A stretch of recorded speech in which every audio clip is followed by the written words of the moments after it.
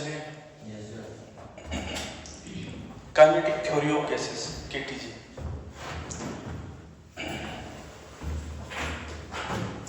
Kinetic theory of gases के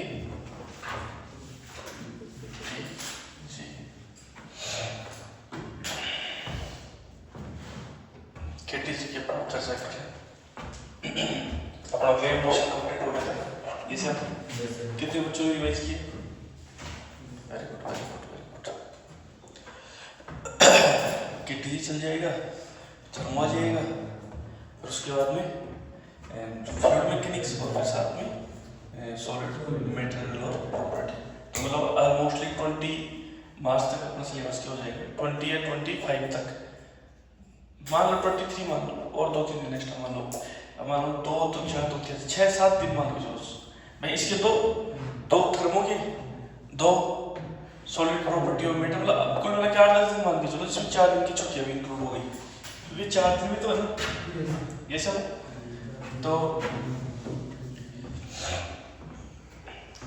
कहने का मतलब क्या है? कहने का मतलब ये है डियर कि अपन लगभग 11th के क्रैश कोर्स को लगभग अपन ने 80% कंप्लीट कर लिया, 20% अपना पार्ट और बचा। ऐसा लोग जवाब चाहिए। चलो अब केटीजी की बात कर रहे हैं, काइनेटिक थ्योरी ऑफ गैसेस। वैसे काइनेटिक थ्योरी ऑफ गैसेस किससे बनती है? वैसे सबसे इम्पोर्टेंट बात ये है कि इसमें रोल किसका होता है गैसेस में। जैसे मान के चलो सबसे फर्स्ट लो है बॉयल्स लो। ऐसा ना बॉयल्स लो क्या कहते हैं? B is inversely proportional to V। ऐसे ना?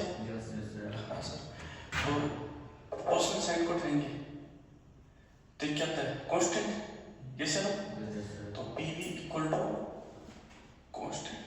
और ये जो प्रोसेस होता है किस पे होता है? T कांस्टेंट में होता है। ऐसे ना? टेम्परेचर क्या होता है इसमें? कांस्टेंट। और आपको ये तो पता ही है कि प्रेशर और वॉल्यूम के बीच में, ये प्रेशर है और ये क्या है? वॉल्यूम। इसके बीच में ग्राफ बनाएंगे तो कुछ ऐसा है कैसे?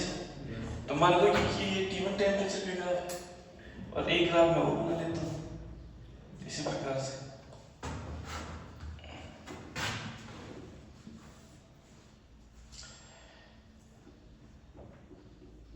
इसी प्रकार से कि कौन सी टेम्परेचर का ग्राफ होगा? T2। Yes sir. अब एग्जाम में कभी पूछ लेते हैं, बताओ T1 बड़ा है कि T2 बड़ा है? Yes sir.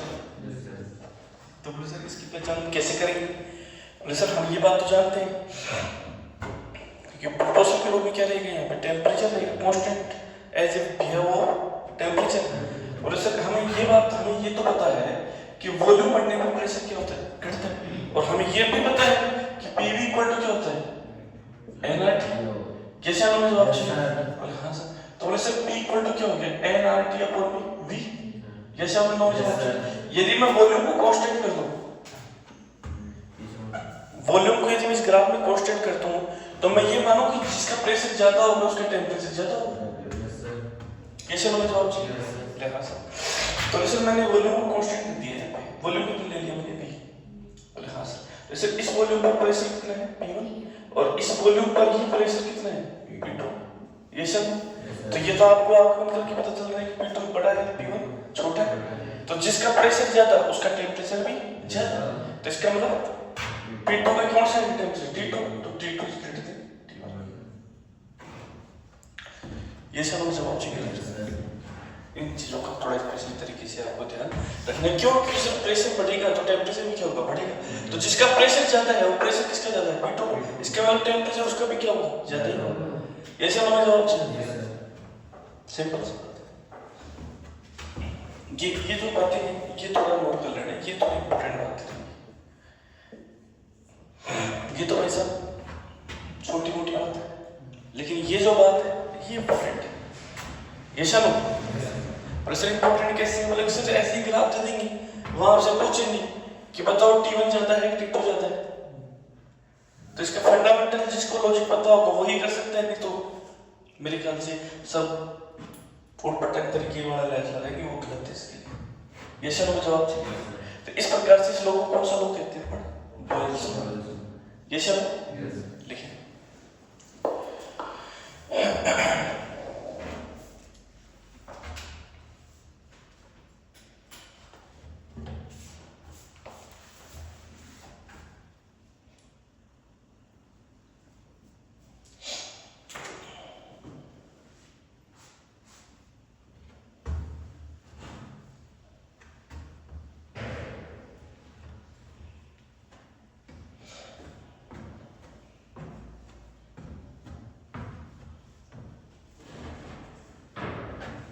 टेम्परेचर के साथ साथ मास ही फिक्स रहेगा,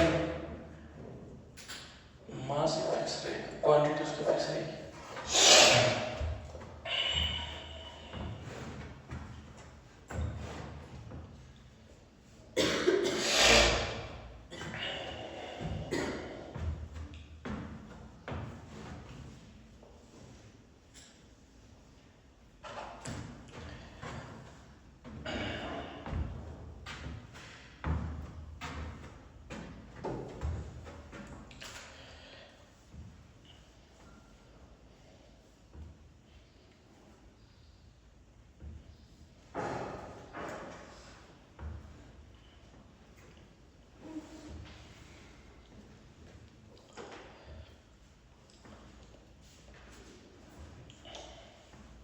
चलिए लिख लिए क्या?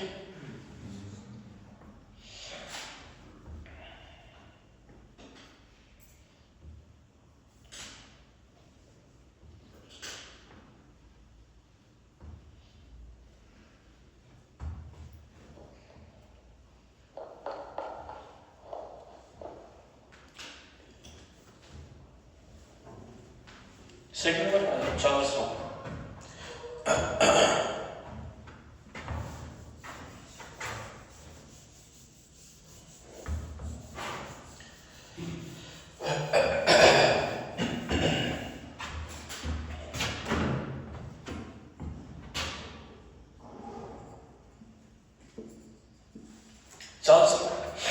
चार्ल्स लॉ किसके ऊपर डिपेंड करता है? कांस्टेंट प्रेशर पर। ये सर मतलब उसमें मैंने ये सीखा है कि v is directly proportional to t। ये सर कि वॉल्यूम जो होता है वो टेंपरेचर की क्या रहता है? प्रोपोर्शनल। तो बोले हाँ जी सर। तो बोले सर क्या क्या कांस्टेंट होगा? बोले सर प्रेशर v कांस्टेंट और मास कांस्टेंट। ये सर जवाब चाहिए। हाँ सर। तो वैसा देखो यहाँ से हमें एक चीज पता चल रही है। बोले क्या? एक ग्राफ बना लेते हैं यहाँ से। यहाँ से बना लो कि बोले सर ये वॉल्यूम है मेरा और ये मेरा टेम्परेचर है। हाँ सर ठीक है। तो एक ग्राफ तो मेरा हो गया ये वाला, ठीक है, और एक ग्राफ हो गया साथ मेरा ये वाला, ठीक है। बोले हाँ सर। बोले सर ये तो प्रेशर हो गया, मान के चलो P1 नाम लेता हूँ, इसको मैं नाम देती हूँ। ऐसे दो ग्राफ आ गए। अब आपसे मान लीजिए ये पूछ रहे ये तो P1 बड़ा है या फिर P2? ये सर बोले हाँ सर। तो बोले सर सबसे पहले तो देखो कि V is directly proportional to क्या? T। बोले हाँ सर। तो V बराबर हो गया साहब कांस्टेंट इनटू P। ये sir constant to T, constant into T। ये सर हमें जवाब चाहिए। बोले हाँ सर। और बोले सर हम ये बात तो जानते हैं PV बराबर क्या होता है? nRT। ये सर हमें जवाब चाहिए। बोले हाँ सर। बोले सर यहाँ से V बराबर क्या हो रहा है? बोले nR अपॉन में P इनटू में T। ये सर। तो बोले सर ये वाला जो ग्राफ, ये वाली जो बात है किसको रिप्रेजेंट कर रही है? स्लोप को, ढाल। ये sir V is directly proportional to T। Proportional sign को उठाते हैं तो कांस्टेंट आता है, और कांस्टेंट क्या होता है? स्लोप। ये सर यहाँ से एक बात पता चली है कि साहब slope is inversely proportional to V। ये सर हमें जवाब चाहिए कि बोले सर स्लोप बढ़ने पर प्रेशर क्या हो जाएगा? मेरा घट जाएगा, और प्रेशर बढ़ने पर स्लोप मेरी क्या हो जाएगी? घट जाएगी। ये सर हमें जवाब चाहिए। तो सर यहाँ से एक बात पता चली। बोले हाँ सर स्लोप बड़ी किसकी है? सर इसकी। एंगल जिसका जाता है उसके स्लोप जो, तो सर स्लोप इसकी जाता है बोले हाँ। तो साहब इसका प्रेशर क्यों जाएगा कम? इसका मतलब मैं क्या कह सकता हूँ P2 से ग्रेटर है P1। ये बड़े लॉजिक ध्यान रखना है। आपको जिस टाइम चैप्टर करवाया तब भी मैंने करवाई थी सारी चीजें, है ना। मुझे पता था कि तुम ये कर दोगे, ऐसे बोलते हैं ना, तो पानी फेर देना, तुम पानी दो, तुम मलाई सब फेर दो। इसलिए मैंने ये चीज दोबारा आपको बताना स्टार्ट किया था।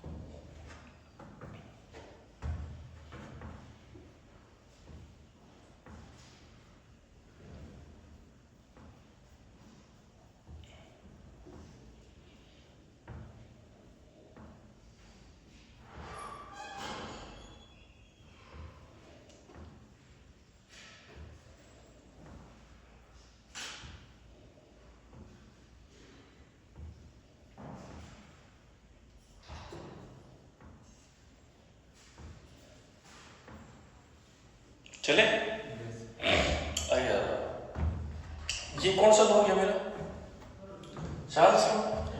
इसके बाद में मैं बात करूंगा तो गेलोसाक। गेलोसाक क्या कहता है? अच्छा तुम इसको चार्ल्स हो गया।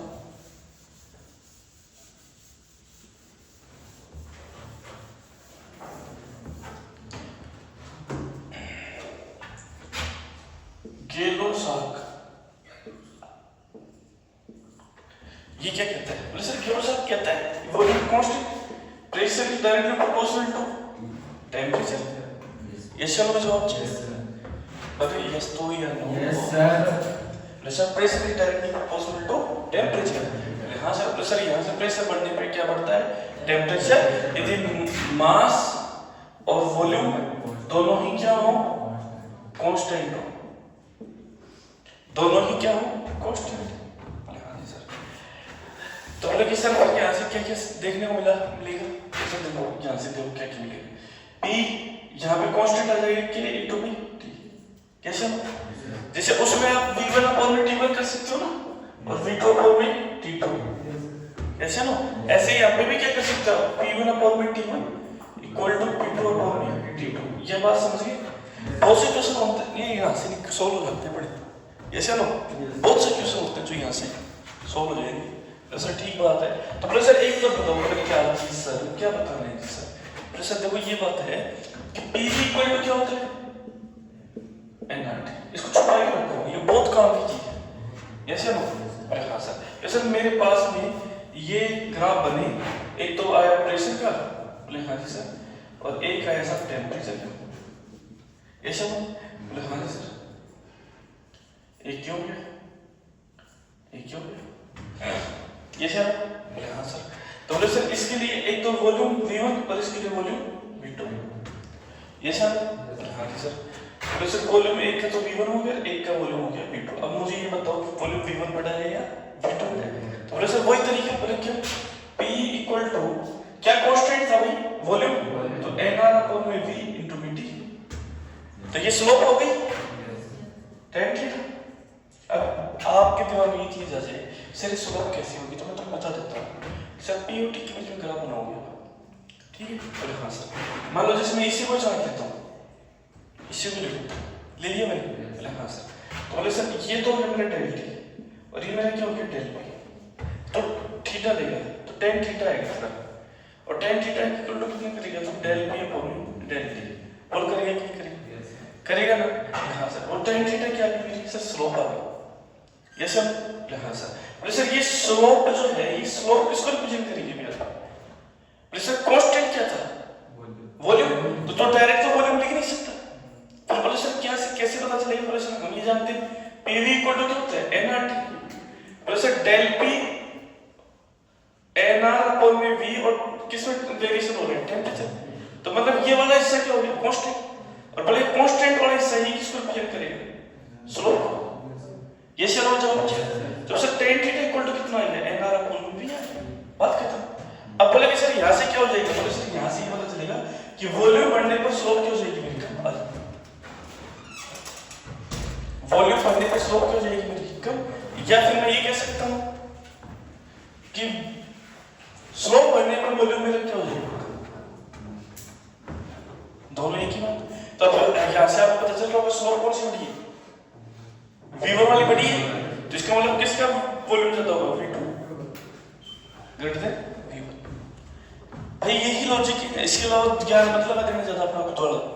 ये सब ये देखो, ये ग्राफ ऐसे, ये ग्राफ ऐसे, हाँ सर V1 आएगा बेटा, क्योंकि इसकी स्लोप बढ़ी है ना, तो V1 बढ़ा है।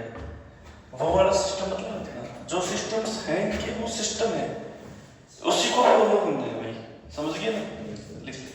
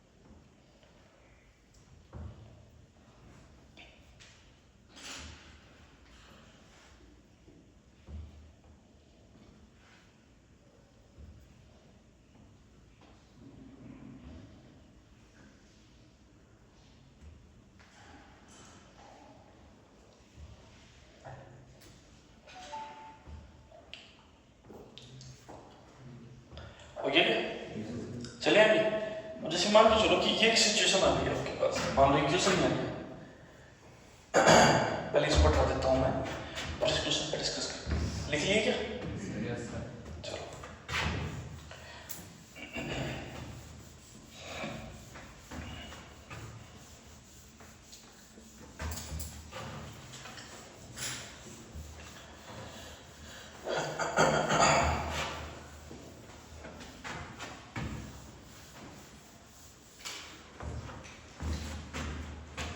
चलो देखो, ये वाली सिचुएशन है, मान लो इधर प्रेशर है और इधर वॉल्यूम है, ठीक है। एक तो ग्राफ रही है, एक ग्राफ रही है, ये तो ग्राफ आ गया मेरे, ये शायद मैं जवाब क्या बोले, हाँ सर। तो मान लो एक का तो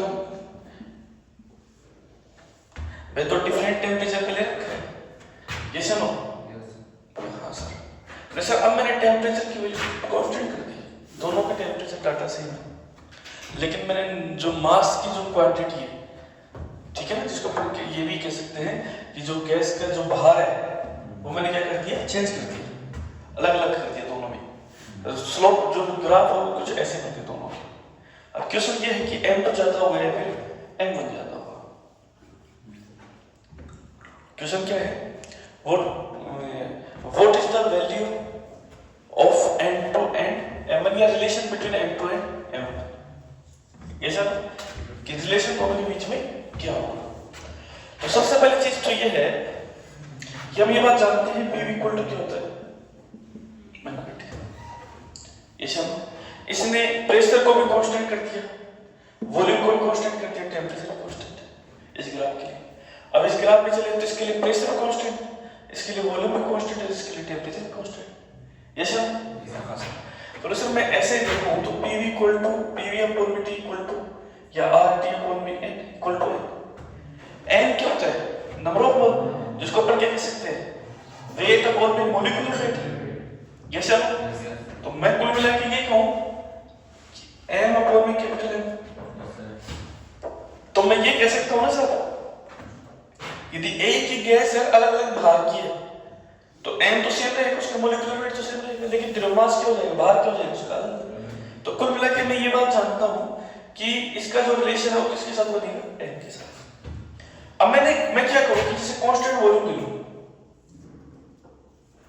इस कांस्टेंट वॉल्यूम पर प्रेशर कितना है P1 और इस कांस्टेंट के वॉल्यूम पर प्रेशर कितना है P2। ये शर्मा जवाब। अरे हाँ सर।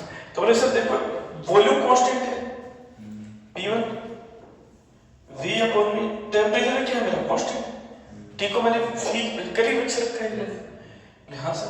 तो बोले सर ये हो जाएगा मेरा N1 अपॉन V कैपिटल और P2 equal to V, P2 to V R T, ये कितना हो गया N2 upon V capital. Yes sir.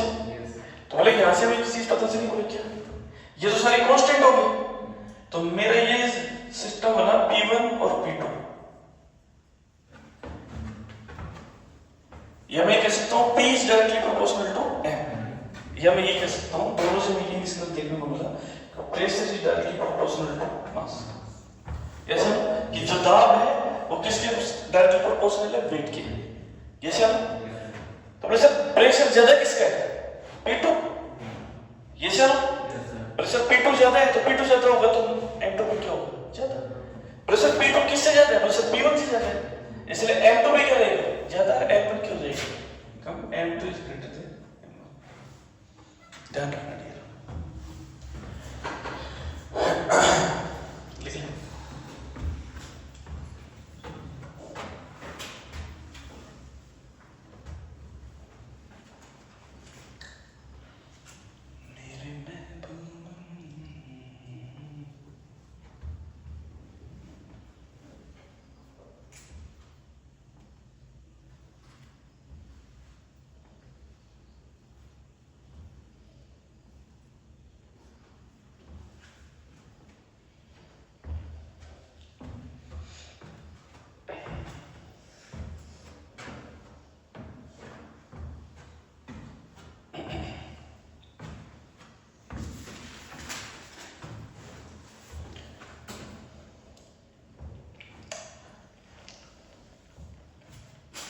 आप लोग होली पे यही रहोगे या जाओगे, जाओगे राहुल, जाएगा चांस कम है।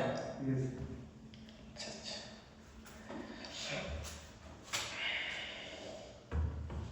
अनिल नहीं जाए, यही रहेगा, वेरी गुड। यही मनाओ हॉस्टल में होली बढ़िया तरीके से, धमाकेदार डीजे लगाओ बढ़िया तरीके से। क्यों संदीप है, घर जाएगा,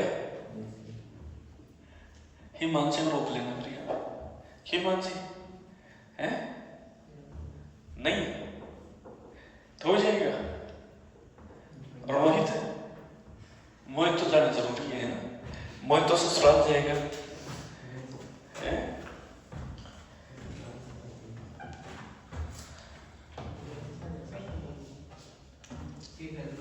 क्या हाँ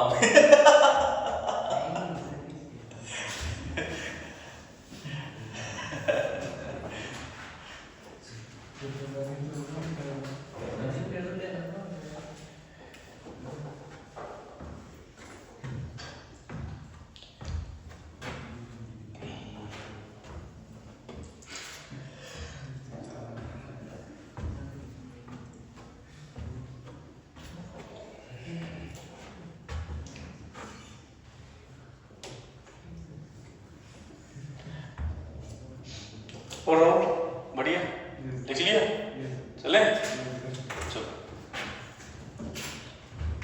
क्लियर? हो गया?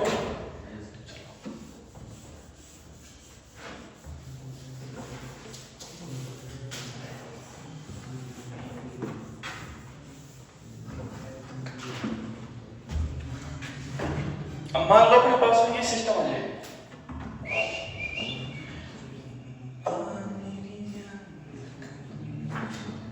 प्रेशर और टेम्परेचर के बीच में ये ग्राफ आ गया।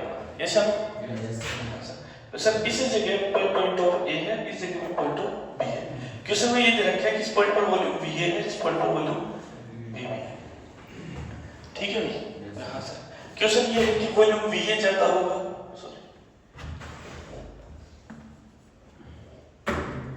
वॉल्यूम वी ज्यादा होगा या वी ज्यादा होगा? वी और वी रिलेशन बताना।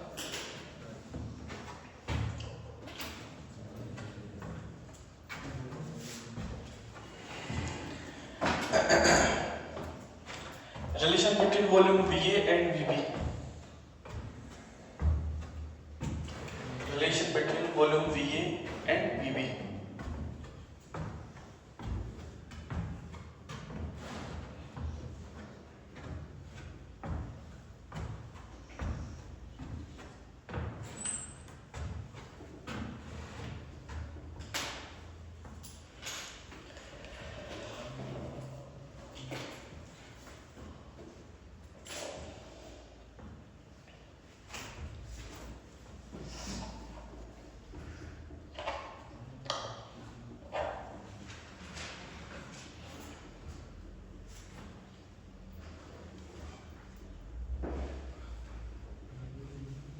हाँ नहीं, क्या ज्यादा होगा? VA या VB? VB ज्यादा होगी। देखो इसको मिलाओ आप यहाँ से, ठीक है? ये सर इस पॉइंट के लिए स्लोप की होगी और इस पॉइंट के लिए स्लोप की होगी। ये सर, और आपको तो ये पता ही है कि जो tan थीटा होता है वो इक्वल टू 1/v होता है, स्लोप होती है जो 1/v होती है। अब देखिए बात ये है कि स्लोप ज्यादा किसके, ये थीटा 1 कर दे, इसको थीटा 2 कर दे, सब थीटा 1 वाली स्लोप ज्यादा है, तो इसका मतलब ओ सॉरी एक मिनट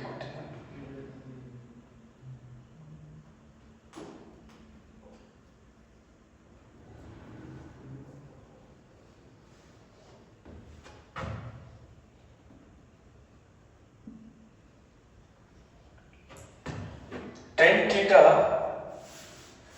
1, हाँ ये स्लोप बड़ी है, ये सर? बोले हाँ सर। तो बोले सर इसका वॉल्यूम कितना है? V? बोले हाँ सर।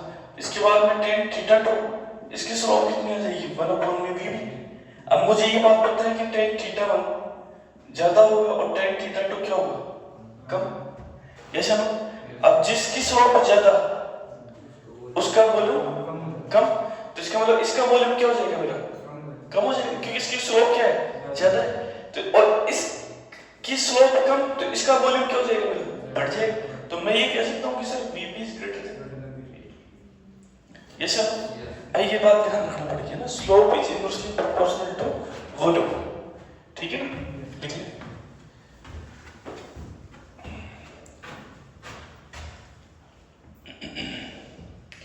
मेरे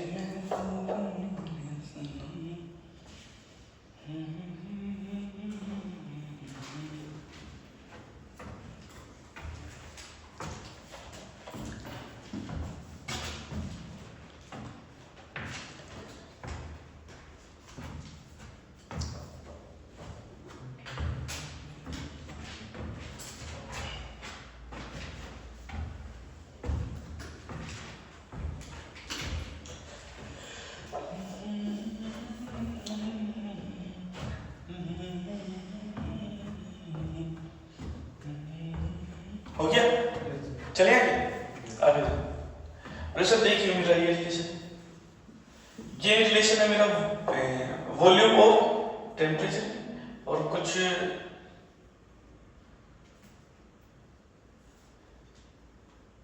कैसा स्लोप लिखा होगा इसका? ऐसा ऐसा स्लोप रखा है। ठीक है, ये पॉइंट ऑफ है ए और ये पॉइंट ऑफ है बी। ठीक है, यहाँ का प्रेशर दे रखा है पी और यहाँ का प्रेशर दे रखा है पी बी। क्वेश्चन ये है कि पी ए कौन सा बड़ा है, चेक करें। और स्लोप कुछ ऐसे जा रहा है।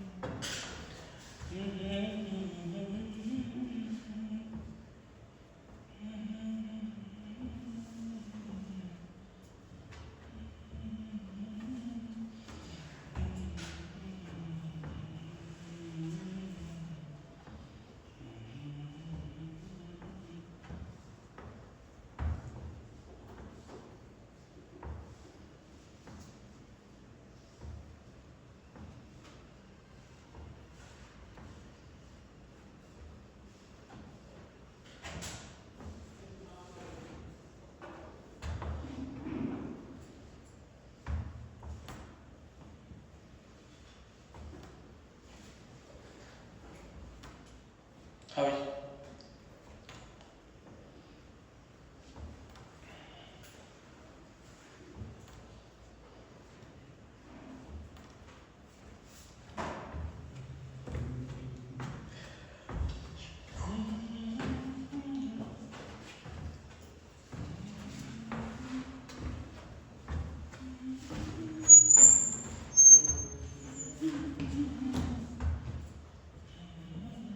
हाँ चले बताओ, पी ए बड़ा होगा पी बी, पी ए बड़ा होगा पी बी क्या होगा छोटा। प्रेशर हम इसको इससे मिला दें तो इसकी तो स्लोप ये थीटा वाली होगी और इसको हम इसको इससे मिला देंगे तो इसकी स्लोप कौन सी है, थीटा टू। तो मुझे ये बात पता है tan थीटा टू ज्यादा है, तो प्रेशर पी ए क्या होगा मेरा कम, पी बी क्या होगा मेरा कम, और tan थीटा वन मेरा छोटा है, जिसका मतलब क्या हो जाएगा, पी ए मेरा क्या हो जाएगा, बढ़ जाएगा। क्यों? क्योंकि स्लोप जो होती है tan ऑफ थीटा वो क्या होती है 1/v पी। जिसकी स्लोप ज्यादा उसका प्रेशर कम और जिसकी स्लोप कम उसका प्रेशर ज्यादा। ये से हमें जवाब चाहिए, लिखिए।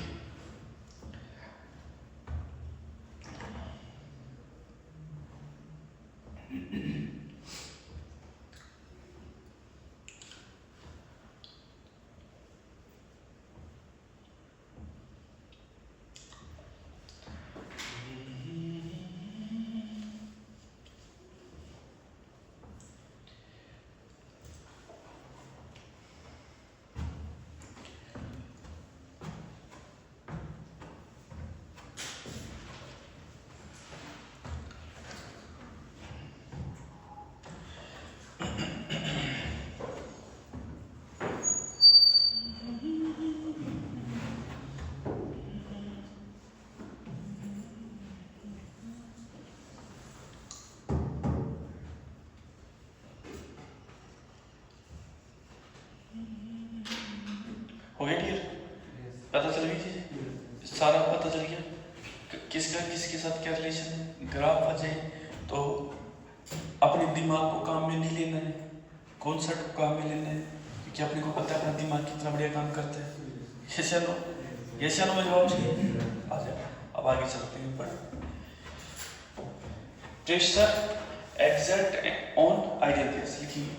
Pressure exert by an ideal gas, pressure exerted by an ideal gas,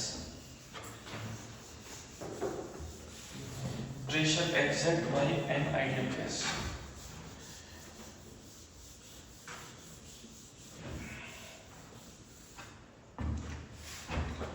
मतलब प्रेशर एक्सर्ट करना मतलब आइडियल गैस के द्वारा कितना प्रेशर एक्सर्ट किया जाता है, ठीक है ना।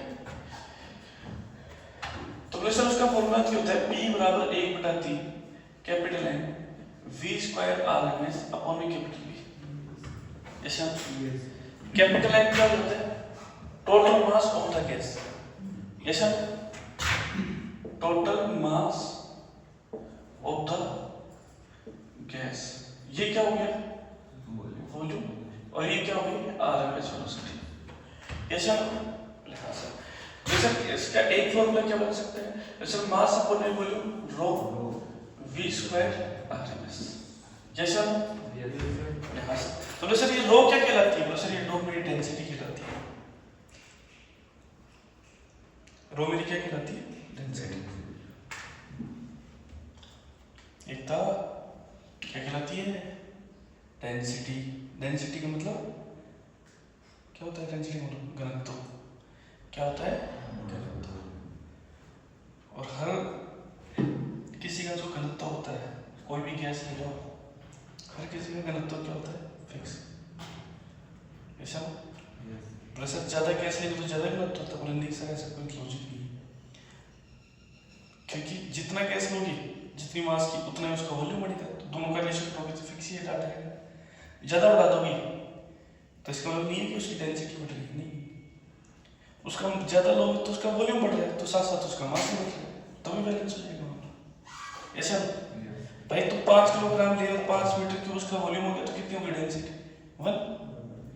फिर तूने ले लिया 10 किलोग्राम तो उसका वॉल्यूम 10 मीटर क्यूब हो गया, फिर 10 से 10 कैंसिल कितना हो गया? 1। तो डेंसिटी क्या होगी? कांस्टेंट। ऐसा ना बोले हाँ जी सर। तो P equal to 1/3 rho v square RMS। एक फॉर्मूला ये काम हो गया मेरा, एक फॉर्मूला मेरा ये काम कर गया। तो सर इसके बाद में सर एक फॉर्मूला ये भी तो कर सकते हैं ना। यदि एक गैस का मास दे रखा हो तब क्या हो? तो बोले सर मान लो 1/3 एक गैस का दे रखा हो तो स्मॉल m एक गैस का मास इनटू में नंबर ऑफ मास कितनी हो गई? n। और ये हो गया v स्क्वायर RMS अपॉन में कैपिटल V। जैसे आप जवाब से इसमें भी आ गई, लेकिन ये तीनों प्रेशर हो गए, formula of pressure.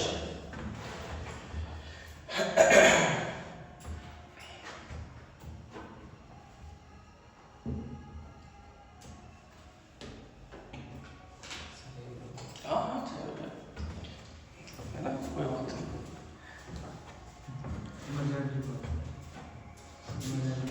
Emergency phone है।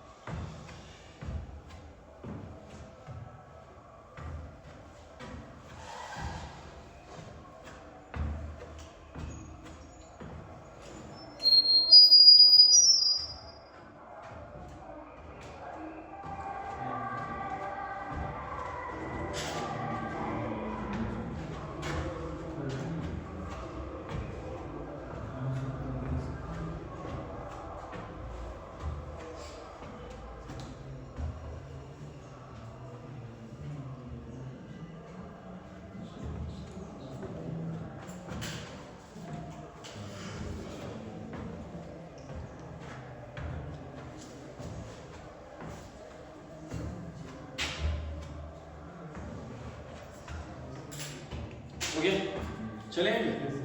अब देखो यहीं से बनाना मैं स्टार्ट कर देंगे, यहीं से बनाना स्टार्ट करो आप, इसी से। बोले सर देखो स्टार्टिंग करा दे। बोले सर इस 3 को ऊपर ले जाओ, ये सर। बोले हाँ सर। बोले सर 3PV ठीक है डियर? बोले हाँ सर। बोले सर बराबर हो गया 1 v स्क्वायर RMS। यदि मैं 2 से नीचे डिवाइड कर दूंगा तो इसको भी मैं 2 से नीचे डिवाइड करूँ, कैसा ना?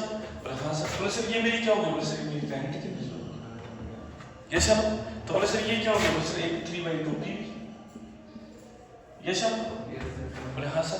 बोले सर ये PV बराबर क्या होता है? nRT। नंबर ऑफ मोल्स क्या हो? 1। तो PV बराबर क्या हो जाएगा? बोले RT, कैसा ना जवाब? बोले हाँ सर। तो 3/2RT equal to kinetic energy, ऐसा? बोले हाँ सर। वैसे ऐसा भी तो हो सकता है ना, KT में तो ऐसा बदल तो काइनेटिक एनर्जी KT कितना हो जाएगा? 3/2 R अपॉन में Na इनटू में T, ऐसा ना? बोले R अपॉन में Na का मतलब क्या हो गया? KBT R बटे N, ऐसा ना जवाब चाहिए। तो बोले सर काइनेटिक एनर्जी कितनी हो जाएगी? बोले सर हो जाएगी 3/2 KBT। बोले सर KB का मतलब क्या होता है? बोले sir voltage not constant, data कितना होता है 1.38 इंटू 10⁻⁻23 यस सर जूल पर केल्विन डाटा ऑफ केल्विन होता है वोल्टेज में कांस्टेंट का 1.38 इंटू 10⁻⁻23 जूल पर केल्विन कैसे हम जवाब तो ये एनर्जी होगी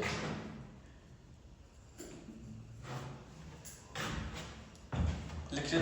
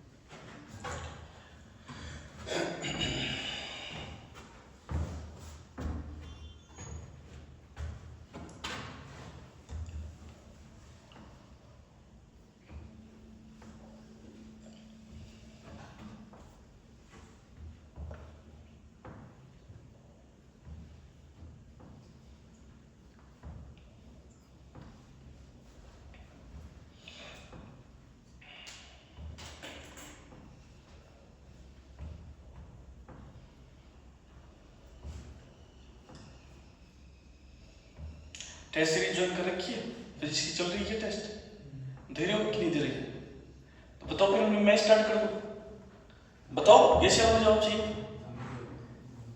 दे रहे हो अपने हिसाब से ये करवाई जाए संदीप राहुल करवा दे एकता करवाई जाए हिमांशी मोहित अपन चलो तो फिर अपन टेस्ट सीरीज होली बाद में रख लेते स्टार्ट कर देते ठीक है डियर और अपन माइनर नहीं करवाएंगे भाई अपन करवाएंगे मेजर ठीक है इसमें कंप्लीट अब मेरे ख्याल से लेवल का ये क्रैश कोर्स हो जाएगा पूरा 12th आपने अच्छे से पढ़ी रखी है 12th में इतनी ज़्यादा टफनेस है भी नहीं तो अपन कंप्लीट 11th और कंप्लीट 12th के 45 क्वेश्चन दिए जाएंगे 45 ही देंगे 45 क्वेश्चन देंगे और अपन टोटल टेस्ट करवाएंगे फिजिक्स के 5 कितने करवाएंगे अपन 5 ठीक है तो 5 का मतलब ये हो गया कि आपके अपन चलाना चाहते हैं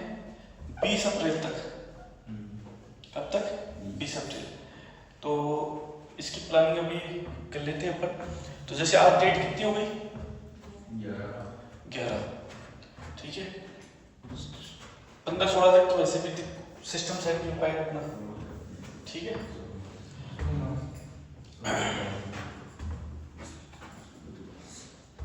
देखो पहला तो होगा 20 तारीख को होगा लिख लो नोट कर लो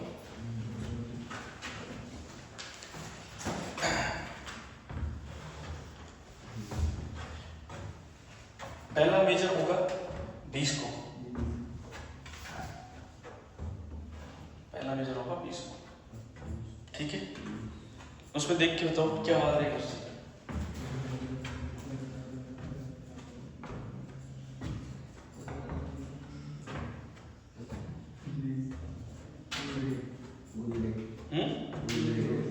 ट्यूसडे ठीक है उसके बाद में होगा फिर भाई साहब ठीक है 31 मार्च को 31 मार्च नोट कर लो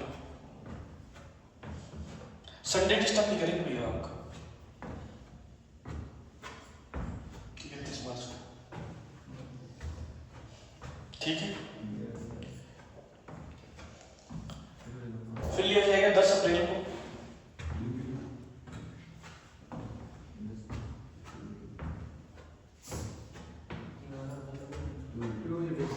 ट्यूसडे ठीक है फिर लिया जाएगा 18 अप्रैल को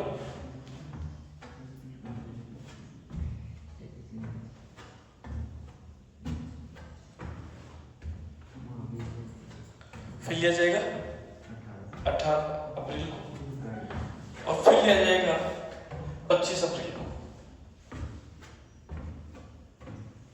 25 अप्रैल कितने हुए टोटल टेस्ट 5 पहली डेट है 20, दूसरी है 31, तीसरी है 10, चौथी है 18 और पांचवी है 25। पहली 20, फिर 31, फिर 10, 18 और 25। ये डेट फिक्स है। इस टेस्ट सीरीज का नाम होगा marks boost test series, MB test series के नाम से चलेगा। ठीक है, marks boost test series, marks boost test series. ठीक है, इसमें आप अपना जितना पोटेंशियल है उतना लगा सकते हो। ये 5 टेस्ट होंगे। 5, ये मैं ये नहीं कह रहा हूँ कि 5 टेस्टों की क्वेश्चन आएंगे नीट के अंदर। ये सिर्फ बात है मार्क्स बूस्ट टेस्ट सीरीज की, आपकी प्रैक्टिस होने की। मतलब 5 बार टेस्ट हो रहा है तो इसका मतलब ये है कि आप अपनी किताब को कितनी बार रिवाइज कर रहे हो? 5 बार। मतलब ये है, सीधा सा लॉजिक है। और 5 बार रिवाइज होने का मतलब ये मानता हूँ कि सब कुछ आ गया इसके अंदर। 5 बहुत होते हैं बेटा, बहुत। यदि तुमने ईमानदारी से मेहनत की ना 5 बार 5 टेस्टों में, तो फिर मेरे ख्याल से फिर कुछ भी नहीं बचेगा, मान लो। ये शनो भी जवाब चाहिए, क्योंकि 5 times revision is a very very very very very important for marks post test series. एक बार ये टेस्ट सीरीज आप देने बैठ गई, घंटा सिर्फ एक रहेगा, क्वेश्चन देंगे 45, 1 घंटे में, क्योंकि सिंपल सी बात है 45 90 होते हैं, आप भी मानते हो। तो मतलब आप ये चीज समझते हो कि भाई एक सब्जेक्ट में 1 घंटा चाहिए, तो पेपर 3 घंटे का ही होगा। अब तो बिल्कुल फिक्स हो गया। ऐसे अब पहले फिर भी 3.25 घंटे का टाइम मिल जाता था, अब 15 मिनट हटा दिए, क्योंकि सिंपल सी बात है, एंटी ने सीधा क्लियर रेंज में ये बात बोल दी है कि क्वेश्चन होंगे 180, टाइमिंग होगी 180 मिनट। तो मेरा ये मानना है कि वैसे मैं 15 मिनट भी एक्स्ट्रा ज्यादा दे रहा हूँ, क्योंकि टाइमिंग तो 45 मिनट से बनता है, 45 मिनट ही बनता है ओनली टाइमिंग। तो फिर भी मैं कोशिश करके आपको 1 आवर देने की कोशिश करूंगा, ठीक है ना। लेकिन आपकी पहली रेस्पॉन्सिबिलिटी ये है कि 45 मिनट तक ही आप क्या करें, उसको फिनिश करें। ठीक है, ये सब हमें जवाब चाहिए, पहली चीज। दूसरी बात ये है, आपके पास में जब पेपर आएगा तो उसके पीछे रफ पेज आएगा, आपको कोई रफ पेज निकलेगा। इस टेस्ट सीरीज की खासियत सुनो, कोई रफ पेपर नहीं मिलेगा, कोई रफ पेपर काम में नहीं लेना है आपको। सिर्फ एक पेन लेके आना है, उस पेन को यूज करना है। रफ पेपर कहाँ यूज करना है? पेपर पे पीछे, इसके अलावा कोई रफ पेपर नहीं दिया जाएगा। अब आप कैसे एडजस्ट करते हो उसको, कैसे नहीं करते हो, ये आपकी अटक है। इसके अलावा आप मांगोगे रफ पेपर तो नहीं मिलेगा। आ रही बात समझ में? 2 बातें क्लियर हो। तीसरी बात ये है कि फिक्स 1 घंटा होते हैं, कॉपी ले ली जाएगी, मतलब आंसर को OMR से ले ली जाएगी आपकी। अब उसमें आपको क्वेश्चन पढ़ना भी है, सोल्व भी करना है। और ये भी एक बात सुन लो, बहुत से बच्चों क्या ऐसा आता है कि सर दिमाग काम नहीं करता, धीरे धीरे दिमाग काम करता है। तो भाई दिमाग काम धीरे धीरे करेगा तो उसको भगाओ, क्योंकि 180 क्वेश्चन 180 मिनट्स में करना अपने आप में बहुत बड़ा काम तभी है जब आपकी प्रैक्टिस बढ़िया है। ये सारे नीट का पेपर कुछ पता है सिलेक्शन किस पे डिपेंड करता है? प्रैक्टिस पे डिपेंड करता है। ये चलो 180 मिनट 180 क्वेश्चन, एक क्वेश्चन 1 मिनट। अब तेरी प्रैक्टिस कैसी है भाई, उस हिसाब से तो सोल्व कर सकते हैं। अब मान लीजिए बॉयल्स लो तो ऐसा था शायद P inversely proportional to P ऐसा, तो ऐसे देख लिया तो भरते रहोगे सिलेक्शन। तो अपने जो दिमाग की जो नसें हैं उनको खोल लो, साफ कर लो माइंड को।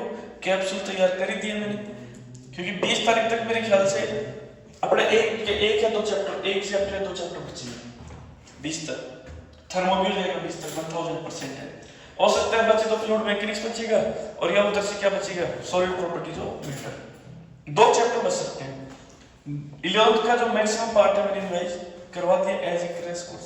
अब आपने तो पता ही है यार कि जो 6 महीने का मटेरियल है वो तो क्रैश कोर्स में हो नहीं सकता।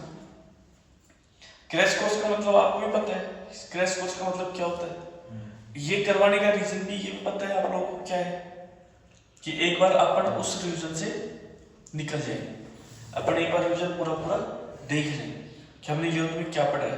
हो सकता है कोई चीजें अपन 11th में छोड़ दी हो, तो वो भी अपन ने क्या कर लिया, इसके अंदर कवर कर लिया।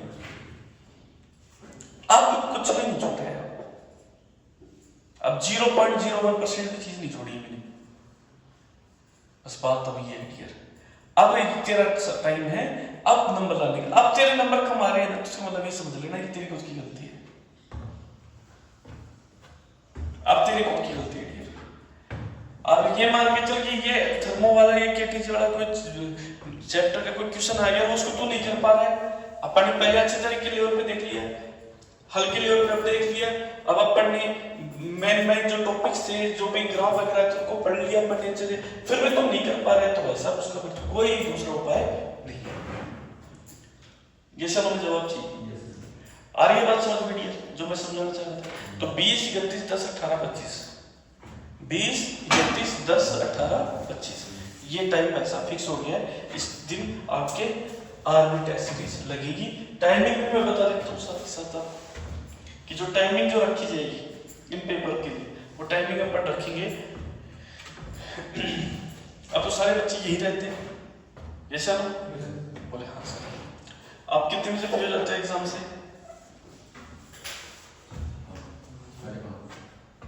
नहीं, क्लास से फ्री कितने बजे हो जाते हैं?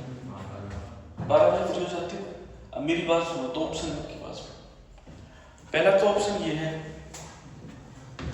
कि आप 12 बजे जैसे ही क्लास से फ्री हो तो 12 से ही बैठो,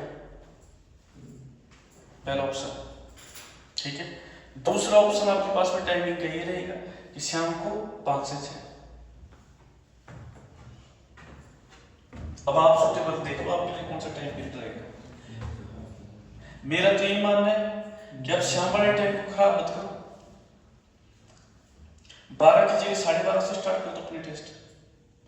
12:30 से 1:30 देके फ्री हो जाओ, फिर उसके बाद फिर पढ़ो, ताकि ये पूरा आपका टेस्ट वाला भी सिस्टम सुबह सुबह ही हो जाए पूरा खत्म, ताकि बाद का टाइम आप फिर पढ़ने में आगे वाले पोर्शंस को दो पढ़ने में। तो शाम का रखा जाए या फिर 12:30 से 1:30 का रखा जाए। फिर ये बदलेगा नहीं, ठीक है, सुन ले। नहीं जी तो भैया जाएंगे तो भी नहीं बदलेगा। आप ये डिसाइड करके बता दो आप कौन से कंफर्टेबल, इवनिंग वाले में हो या आफ्टरनून वाले में हो।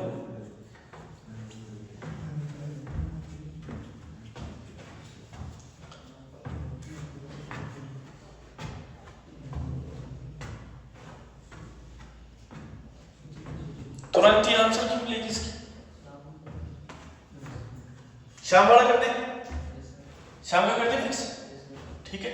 शाम का कर देते हैं 5 से 6 फिक्स। 5 बजे पेपर मिलेगा, 6 बजे पेपर ले लिया जाएगा आपको। टेस्ट सीरीज का नाम ये रहेगा, किसी की कोई फोटोकॉपी नहीं है, किसी का टैग से नहीं ले रखा अपन ने।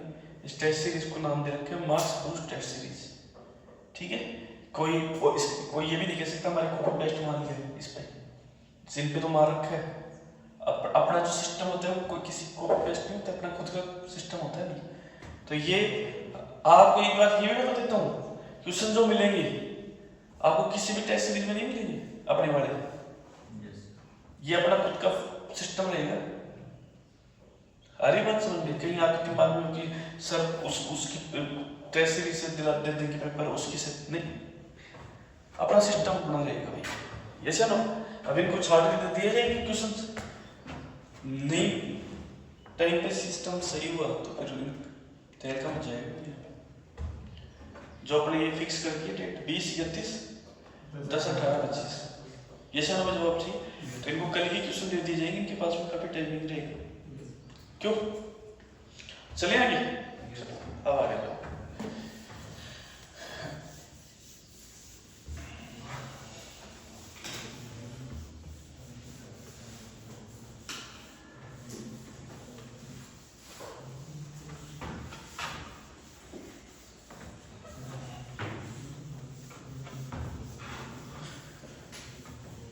अब आज से लग जाना इसके लिए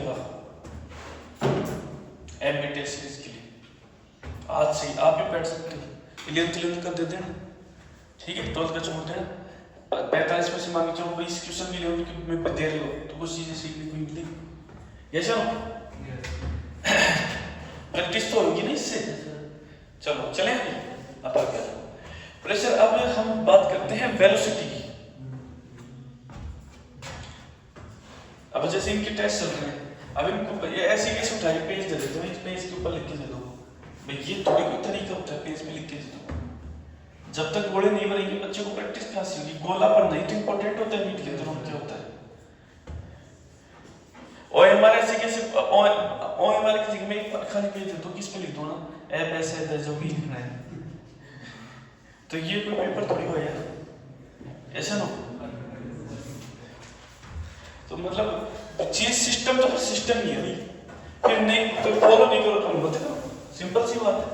फिर सिस्टम तो सिस्टम के अकॉर्डिंग ही चलेगी चीजें। ऐसा लोगे जवाब चाहिए।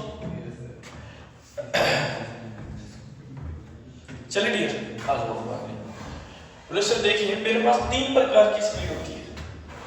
पहली स्पीड होती है मेरी VRMS, बोलो सर ये होती है मेरी 3RT/V, समझ गए। सेकंड नंबर पे होती है मेरी एवरेज, जिसको मैं बोलता हूँ मेरे को 8RT/V पाई है, ऐसा ना। और एक होती है मोस्ट प्रोबेबल 2RT/V, जैसा ना मुझे जवाब चाहिए। बोले हाँ सर, ऐसे इस प्रकार से ये होती है। क्लियर है बात? बोले हाँ सर। बोले सर अब, बोले सर अब तो अभी है, अभी में ये चेक कर लो कि कौन सा डाटा ज्यादा होगा कौन सा कम होगा। तो VRMS क्या होगा ज्यादा, फिर V एवरेज और V मोस्ट प्रोबेबल। तो सर होगी कितनी, बस √3, ये √8/V पाई, और ये कितना होगा √, ये शायद मुझे जवाब चाहिए। मैं बहुत से बच्चों की ये दिक्कत करता है कि सर ये मैं किस में लूं, मतलब भाई VRMS BR हो जाता है √3RT/V M। आ जाओ आराम से आ जाओ। अरे मोहम्मद आ गया, मोहम्मद कहाँ चली गई थी?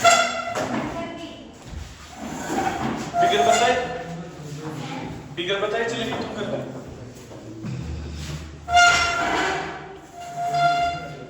पूरी क्लास होने के बाद में कोई फंक्शन था या वैसे ही ऐसे ही घरवालों की याद आ रही थी, तो फिर तो एक दिन बाद में भी वही याद रहती तुम्हारी है, ज्यादा ही आ रही थी।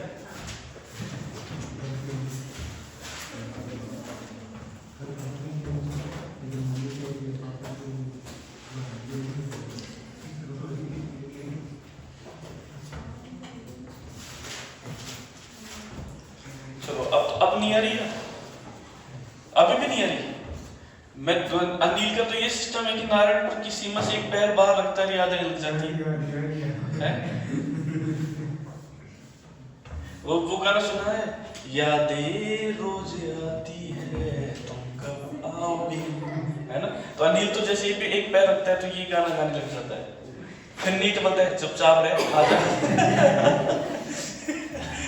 ये गाने ने ना नीट के जब रिजल्ट आ जाए, सिलेक्शन हो जाए, उसके बाद में कोई खूब गाने कोई दिक्कत नहीं है ना। ये चलो हिमांशी तो रोज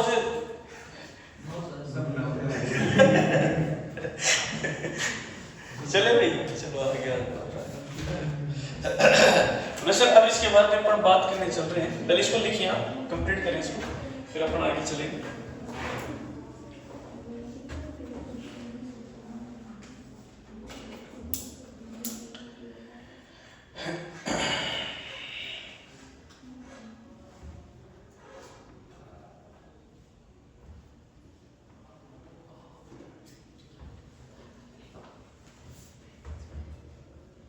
एक चाहे ना तुम यदि थोड़ी लेट हो जाती ना आज, तो रोने लग जाती बेचारी बच्ची, कितनी याद कर रही थी तुम ये, क्यों भाई ये चलो।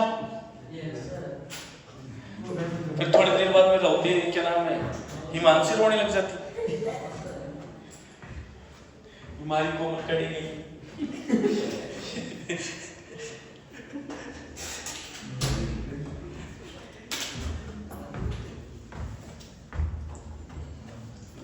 जब कोई एक्सपायर हो जाता है तो लेट जैसे यार तुम्हारा भी कड़े गया भाई, सबको पता है भगवान के पास फिर भी ऐसे बोलते हो।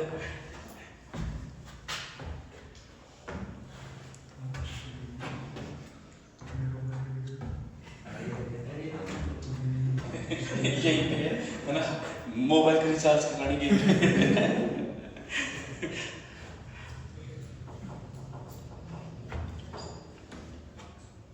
ऐसे ही हुआ था एक बार, एक दादी थी है ना, तो वो काफी एज की हो गई थी, वो 25-80 साल की, तो वो गई एक्सपायर। क्या हो गई? एक्सपायर हो गई। अब एक्सपायर हो गई तो हॉस्पिटल तो लेके जाएंगे दिखाने के लिए। हमारे अंकल की सास, हमारे अंकल की सास है ना, तो वो लेके चले गए भाई उनको हॉस्पिटल के अंदर। अब हॉस्पिटल में लेके गए तो डॉक्टर ने उसको उनको मृत घोषित कर दिया। अब वो भी काफी एज वाली हो गई थी, तो घर वालों को इतना ज्यादा मतलब भाव तभी नहीं है, लेकिन फिर भी रोना तो आता ही है। थी दादी बड़ी खड़ूस, वो तो मैंने भी देखी है भाई, भयंकर वाली। बोलने में 80 साल की उम्र की थी, लेकिन बोलने में इतनी ताकत तो थी, इंटेंसिटी वॉल्यूम में बहुत हाई थी, जैसे कोई 25-30 साल की कोई औरत लड़की हो उसकी टाइप की साउंड थी उसकी। तो डियर, तो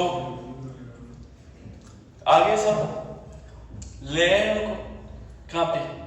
घर पे। अब घर पे अब रोना तो आता ही, तो सब रो रहे हैं। हम हमारे अंकल भी चले गए, चाची को साथ लेके। आज अब की बात नहीं है, 15 साल पहले की बात है, 10-15 साल पहले की। 8% की बात है, आप ये सोचो भाई कल परसों की बात हो, ये 10-15 साल पहले की बात है। तो अब घर गए तो भाई सब भयंकर तरीके से रो रहा, लिटा रखे उनको अंदर। फिर क्या होता है कि लेके जाते हैं अंदर, तो लेडी जी रो रही थी। फिर उनको क्या होता है कि लेडी जब एक्सपायर हो जाती है तो उसको निलाना पड़ता है, फिर चिता पे लेटाया जाता है, चाहे से आदमी हो चाहे से या फिर औरत हो। तो भाई साहब उनको फिर निलाने के लिए अंदर कमरे में लेके गए, तो पानी जैसे ही डाला तुरंत आंखें खुली। अब भाई साहब दादी पिछड़ गई, ये कर रहे होते मेरे साथ। अब भाई वो तो सोचा बहुत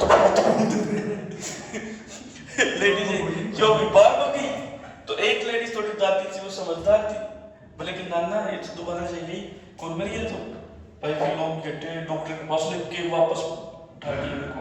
बोले किस डॉक्टर? बोले कि है जी गई दादी, अम्मा सही हो? सही हो?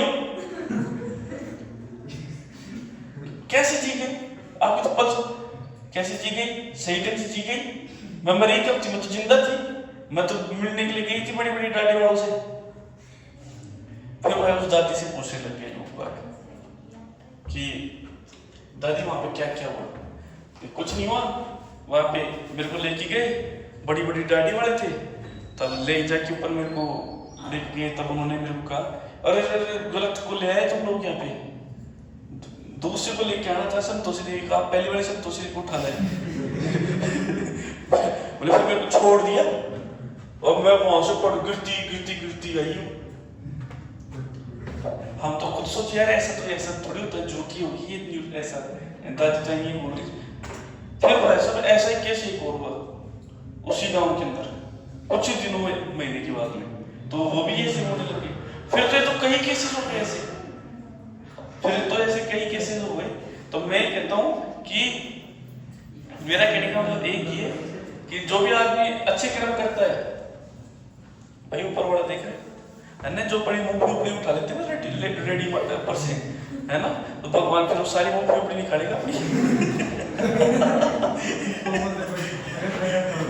हाँ ये ध्यान रखना, अपना उठा लेते हैं ना, अरे क्या भाव है 30 रुपए, अरे भैया ये तो 20 रुपए किलो, दिखाना एक बार। अरे जो क्या नाम है मानसी जो है ये फरार होता है बार बार में, और रजाई पे मोबाइल चलाते हैं, भगवान सब देख रहे हैं। हाँ कि तूने कितना रिचार्ज खत्म किया, कितना नेट खत्म किया, सारा हिसाब लेगा वो।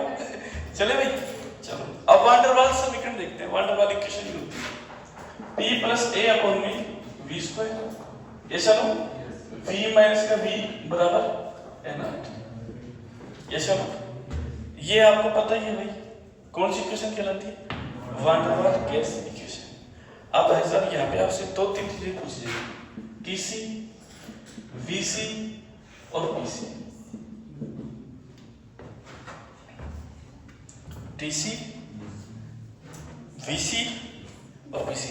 टीसी का मतलब क्रिटिकल टेम्परेचर, वीसी का मतलब क्रिटिकल वॉल्यूम और पीसी का मतलब क्रिटिकल प्रेशर। और ये पूछा जा सकता है R T C upon PC VC, इसका रेशियो कितना होता है? कांस्टेंट। ठीक है डियर। बोले सर ये होता है मेरा 8 अपॉन में 27 आरबी। ठीक है, ये होता है मेरा 3b और ये होता है a अपॉन में 27 b स्क्वायर। ठीक है, और जब इन दोनों का रेशियो निकालोगे तो बोले सर टीसी 8a अपॉन में 27 आरबी और आर है ऊपर, ऐसा ना? तूने टीसी का मान रख दिया, आर है, बोले हाँ सर। और पीसी कितना है सर? a अपॉन में 27 b स्क्वायर, ऐसा ना? और वीसी बोले सर 3b, ऐसा ना?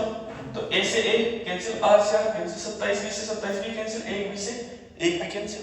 तो रेशियो कितना है सर? 8/3। 8/3 ये पैसा काम में आएगा। ठीक है, 8a अपॉन में 27 आरबी, बीसी का 3b और बीसी का a अपॉन में 27 b स्क्वायर। भाई कहां से आया यदि अपन एक्सप्लेन करेंगे तो काफी टाइम लग जाएगा, फिलहाल इसको डायरेक्ट ध्यान में रखिए।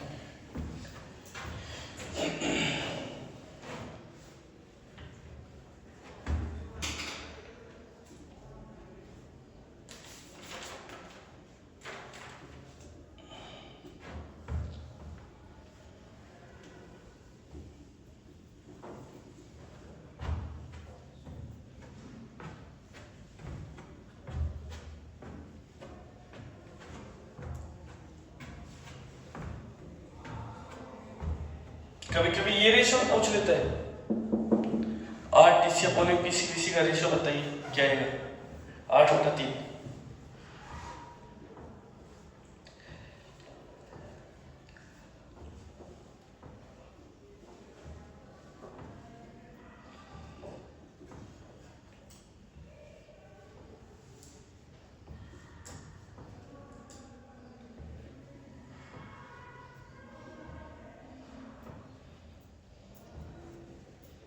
दीपिका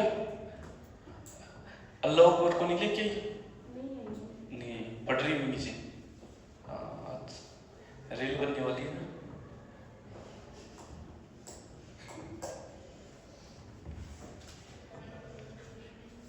कल टेस्ट लग गया था?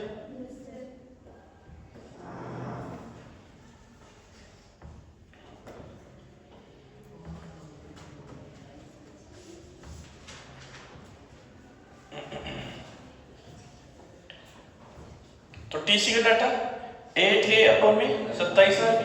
अभी याद रख लें इसको, क्योंकि लास्ट टॉपिक यही है, हमारे पास हो गया। ये याद करें इसको, अभी क्या भी याद कर लें। 8a अपॉन में 27 RB, vc equal to 3b और tc a क्या नाम pc equal to a upon में 27 b का स्क्वायर। ऐसा ना भाई, मैं तो इसको याद कर रखा हूँ, यहीं से मेरा सिस्टम सेट है। बोले सर मेरे को पता है रेशियो जो आता है टीसी पीसी वीसी का 8/3 आता है, और जो सिंपल सी बात है जो टीसी उसमें 8 तो पर आएगा सर। 8 अपॉन में 27 आरबी पहला, दूसरे पे वीसी इक्वल टू हो जाएगा 3b, क्योंकि 8/3 है तो 8 टीसी अपॉन पीसी वीसी आएगा तो 3 तो नीचे आएगा। बोले सर 3b। फिर हो गया सर पीसी, बोले सर a अपॉन में 27 b स्क्वायर, a 27 ये b इसका स्क्वायर कर देना।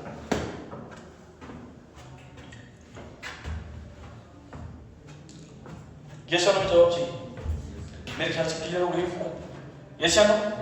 इस प्रकार से अपना ये जो केटीजी है क्या होता है, फिनिश होता है। ठीक है, आप आई हो लेट, लेकिन जो है लिख लेना सारे डाटा इसके, जो भी ग्राफ है बिल्कुल अच्छे से। यस और नो जवाब चाहिए, और ये भी आपको पता होना चाहिए कि PV इक्वल टू जो nRT है सारे लोग इसी में आएंगे, डॉयल्स भी, चार्ल्स भी, गेलो-साक भी, अवोगाद्रो भी, सारे के सारे लोग क्या होंगे इसी में आएंगे। यस या नो?